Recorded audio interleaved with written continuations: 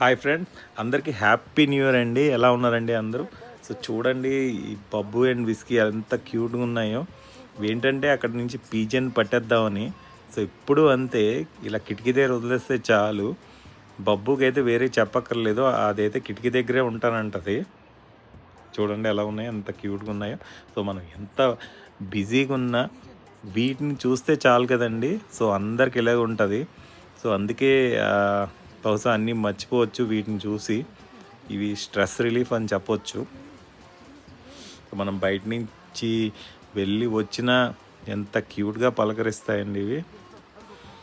So అది friends, మళ్ళీ ఇంకో వీడియోతో మళ్ళీ వస్తానండి. Okay, bye.